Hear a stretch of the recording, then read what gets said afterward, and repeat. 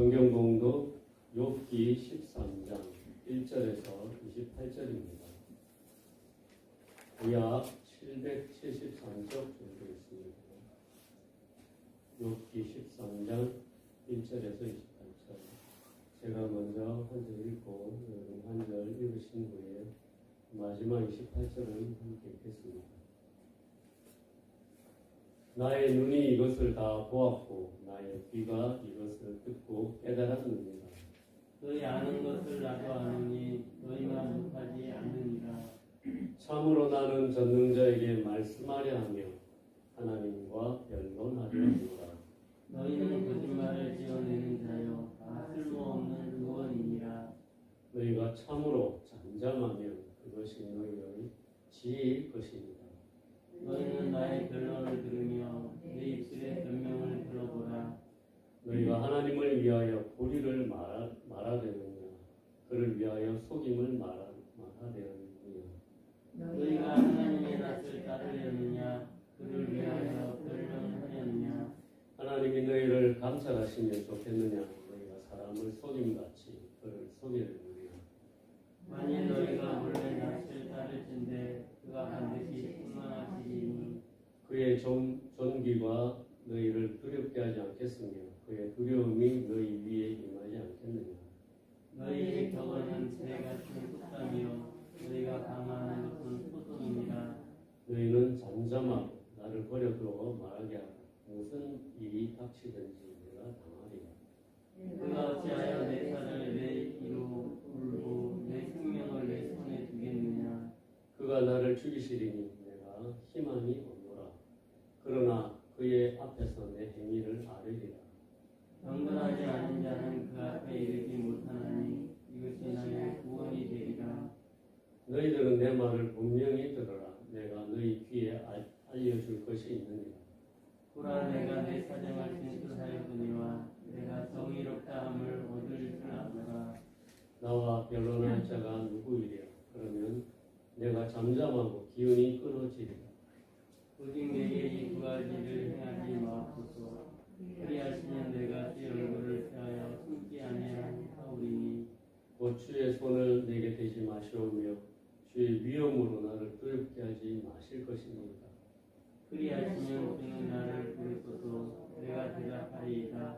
꼭 내가 말씀하게 하옵시고 주는 내게 대답하옵소서.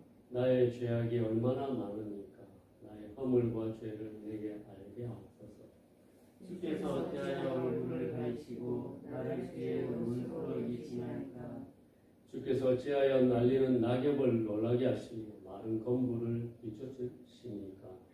주께서 나에게 격하사 괴로운 일들을 기록하시며 내가 젊었을 때의 지은 죄를 내가 갚게 하시오며 내 발을 착고에 채우시며 나의 모든 길을 살피사 내 발자취를 점검하시나이다.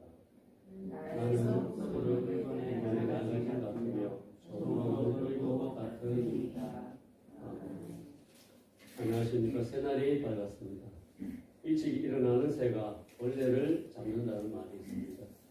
일찍 일어난 성도님에게 하나님께서 일용할 양식을 주시지 않겠습니까? 오늘도 주님의 은혜의 말씀으로 충만하시기 주님의 이름으로 축원합니다.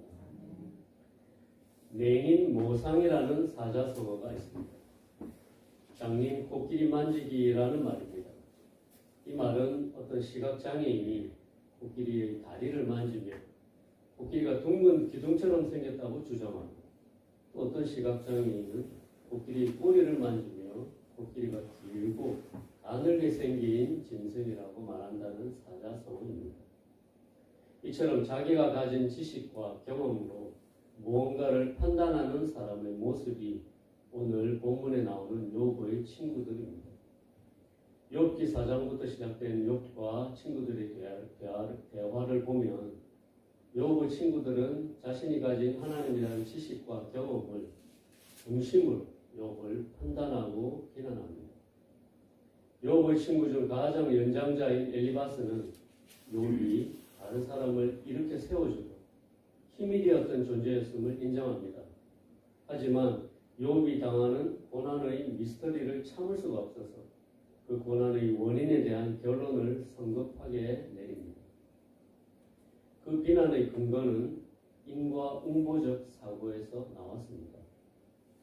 그의 주장은 이 세상에서 실패하고 망하는 사람은 모두 죄인이고 거짓말하는 자들이며 그들은 이 땅에서 악하게 살았기 때문에 결국 망한다는 것이었습니다. 결국 욥이 악인이라서 이 같은 고난을 당하는 것이라고 주장했습니다.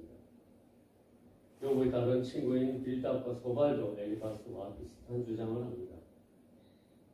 그들은 하나님은 악인들에게만 재난을 내리신다는 것과 욥이 심각한 재난을 당했다는 것을 지적한 후에 결국 욥은 악하다는 인과응보의 3단 논법 논리를 펼쳤습니다.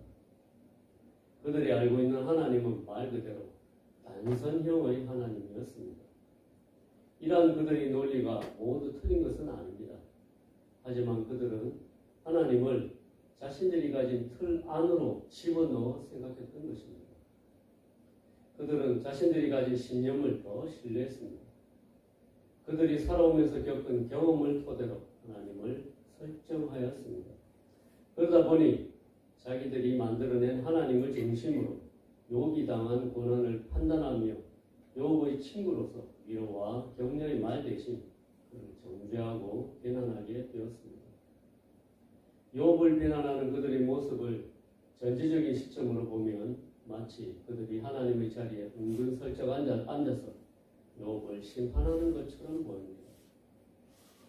그들은 친구가 고통을 당할 때 자기들의 생각으로 섣불리 판단하고 자기가 아는 지식이 정답인 것처럼 말하였습니다.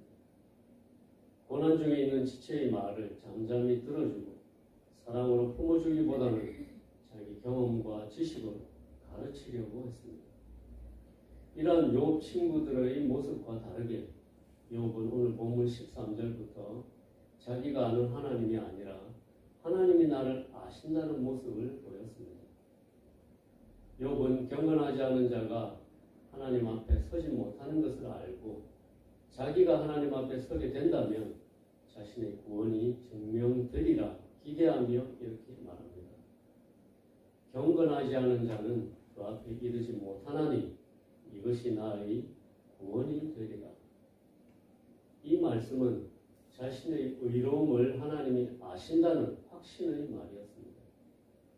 욥의 이 말은 자신의 구원을 확신하는 고백이었습니다.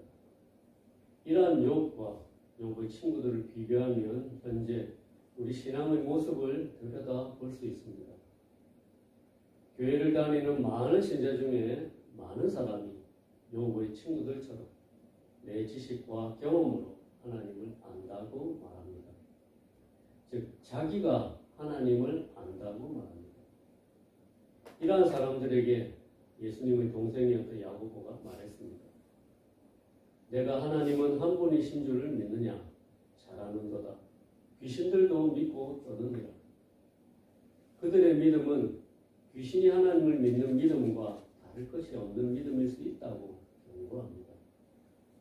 인간이 스스로 만들어낸 믿음일 수 있다고 말한 것입니다. 예수님 당시의 유대인들도 예수님께 하나님을 향한 자신들의 믿음을 주장했습니다. 먼저 요한복음 8장 40절에서 예수님이 유대인들에게 말씀하시는 장면이 나옵니다. 지금 하나님께 들은 진리를 너희에게 말한 사람이 나를 죽이려 하는도다. 아브라함은 이렇게 하지 아니하였느니라. 너희는 너희 아비가 행한 일들을 하는도다.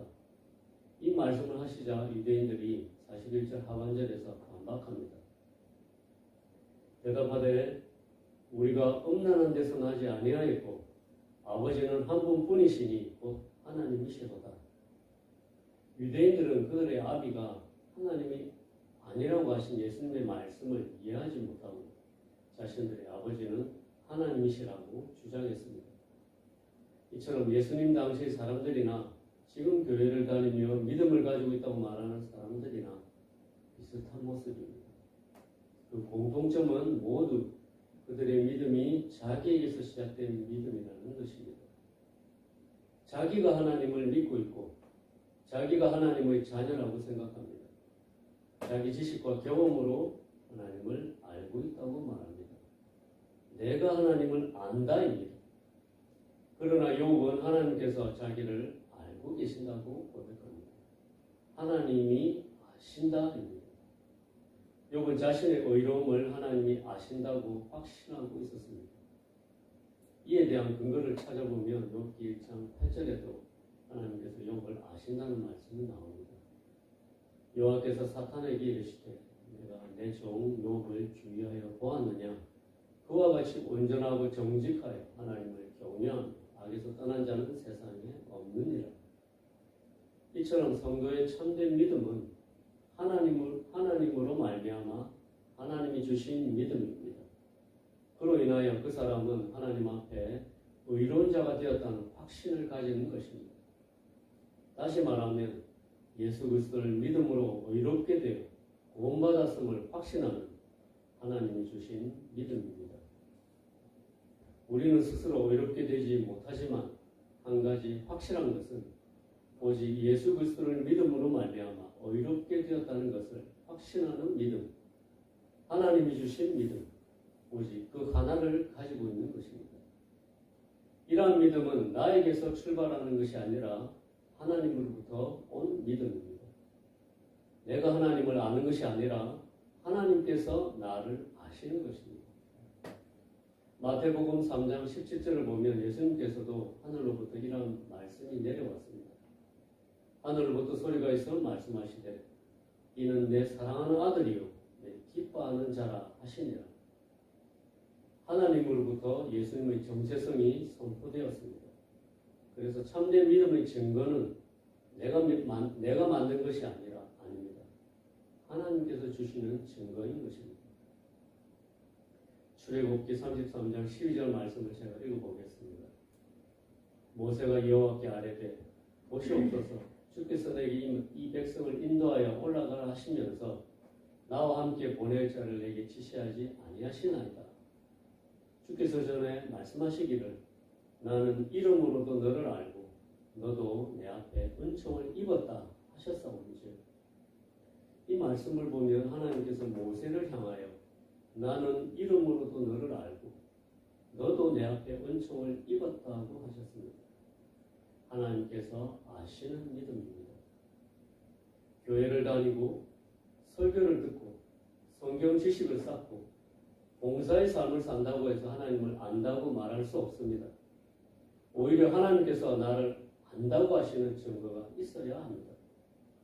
그런 사람의 삶에는 하늘로부터 오는 증거가 분명 있습니다.